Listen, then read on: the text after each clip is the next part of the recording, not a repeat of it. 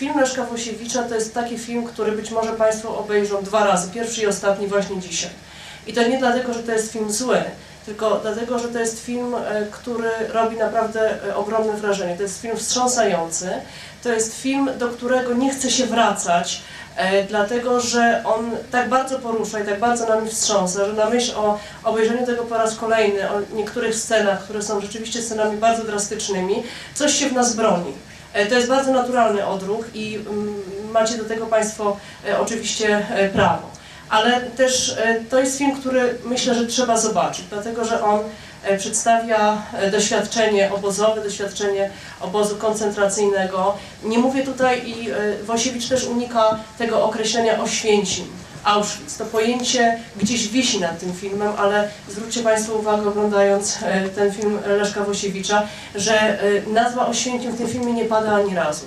Chociaż oczywiście po realiach, po tej słynnej bramie, która została już na wiele rozmaitych sposobów ukazywana w filmie, w dokumencie, na zdjęciach, w albumach fotograficznych poświęconych zagładzie, my mamy prawo przypuszczać, że właśnie w Oświęcimiu akcja się rozgrywa. Ale to jest bardzo świadoma decyzja reżysera, żeby tego określenia nie używać. I dzięki temu Włosiewicz przenosi tę refleksję nad totalitaryzmem, nad zniewoleniem, nad tak zwanym człowiekiem zlagrowanym, to określenie zaczerpnięte od Borowskiego, na inne piętro dyskursu, tylko no, pojawia się tutaj pytanie, dlaczego ten Oświęcim przynajmniej na poziomie ikonografii się pojawi. On był potrzebny Leszkowi Włosiewiczowi po to, żeby właśnie zmierzyć się nie tylko z tym, co my wszyscy wiemy o obozach zagłady, o tym szczególnie, ale przede wszystkim zmierzyć się z czymś, co powiedziałabym, zostało w jakiś sposób już przez kulturę właśnie skodyfikowane, bo macie Państwo za sobą projekcję takich filmów jak Ostatni etap. Widzieliście Państwo być może Pasażerkę. To są filmy, które w jakiś sposób no właśnie dokonały takiej kodyfikacji rzeczywistości oświęcimskiej w polskiej kulturze, w polskim kinie.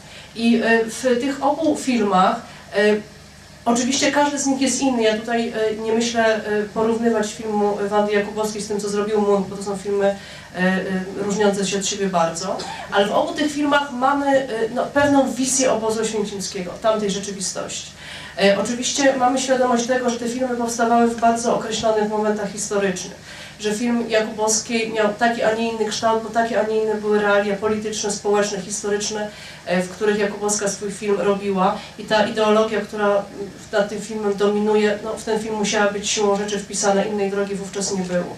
Munch miał nieco inną sytuację, robił ten film u schyłku Szkoły Polskiej, kiedy dekonstrukcja tej polskiej mitologii była już możliwa, przynajmniej do pewnego stopnia umożliwiły ją przemiany polityczne w Polsce, ale to jest też film, który oczywiście inaczej ustawia problem kata i ofiary, pokazuje rzeczywistość oświęcimską od strony no właśnie tej, której w Polsce nie pokazywano, czyli pokazuje rzeczywistość oświęcimską od strony oprawcy, czyli główną bohaterką Niemkę, która w tym obozie sprawuje swoje, jak twierdzi, jak jest przekonana o tym święcie, naturalne, wynikające z jej pracy funkcje.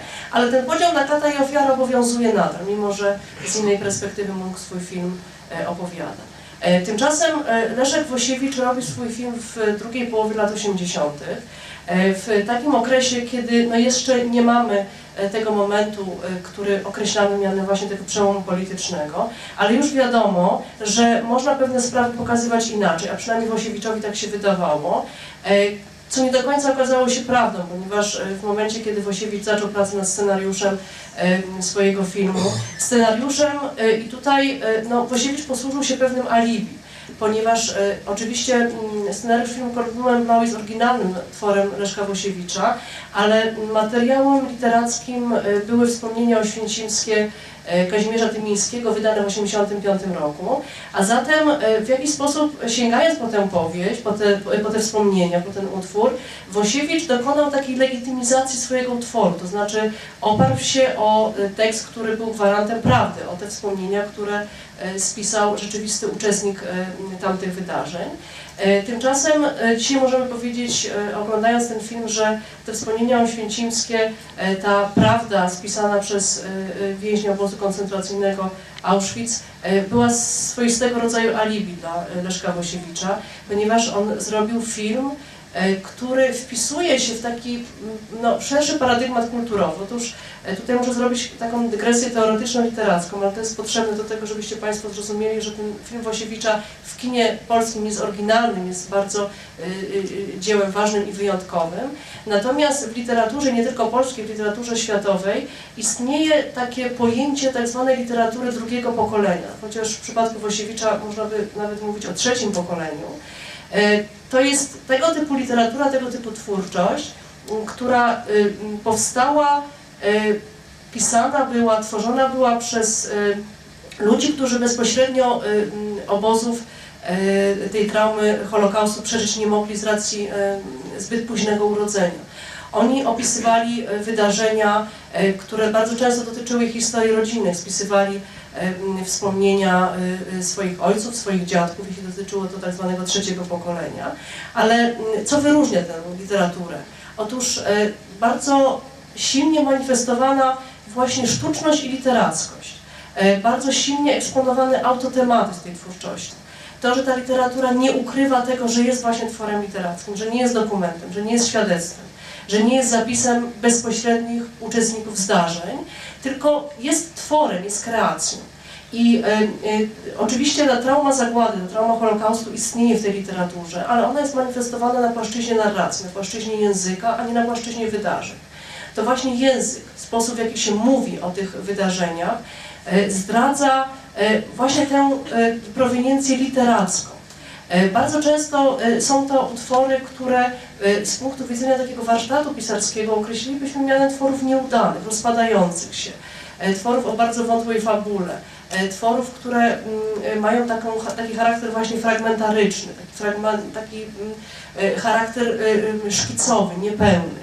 Ale to zdaniem teoretyków literatury stanowiło swego rodzaju obronę przed tak zwanym narracyjnym fetyszyzmem. Przed tym, żeby nie tworzyć opowieści zbyt łatwo, żeby nie przechodzić do porządku dziennego nad wydarzeniami, których w normalnym języku, w normalnej narracji zapisać się nie da. I właśnie Leszek Wosiewicz, mając świadomość tego, że przecież będzie opowiadał o bohaterze, który w stosunku do widzów oglądających jego film będzie już bohaterem obcym poprzez to doświadczenie, poprzez ten dystans historyczny i wybrał dla swojego filmu taką właśnie szczególną formę. Autotematyzm, sztuczność, filmowość tego filmu, filmowość w znaczeniu właśnie świadomości tego, że się tworzy film na temat wydarzeń obozowych, a nie tworzy dokument, który byłby wiernym zapisem tamtych zdarzeń, jest już widoczna w prologu tego filmu, a właściwie zanim ten prolog jeszcze się zacznie, zobaczycie Państwo motto z Montaigne'a, które Wosiewicz wybrał jako pewien klucz do swojego filmu. I w tym krótkim fragmencie Montaigne'a, który oczywiście wprowadza nas w taką poetykę przypowiastki filozoficznej, pojawiają się takie spostrzeżenia, że oczywiście nasze zatrudnienia, nasze życie, nasza egzystencja polega na tworzeniu masek, tworzeniu iluzji, ale też przestrzega nas autor tych słów, żebyśmy tych masek, tej iluzji, tej fasadowości nie brali za rzeczywistość, za istotę rzeczy. I to jakby wprowadza nas w to, co będzie istotą filmu Leszka Wosiewicza, to znaczy właśnie w taką nieustanną grę prawdy i fikcji, rzeczywistości i iluzji. I oto wprowadzeniem, takim swoistym prologiem do filmu pojawiają się wstawki, gdzie mamy w takiej, chciałoby się powiedzieć, wręcz komediowej tonacji zapis pierwszych przedobozowych doświadczeń głównego bohatera filmu. Pokazane one są w sposób kalejdoskopowy. Tutaj Wosiewicz łączy zdjęcia inscenizowane z autentycznym materiałem dokumentalnym.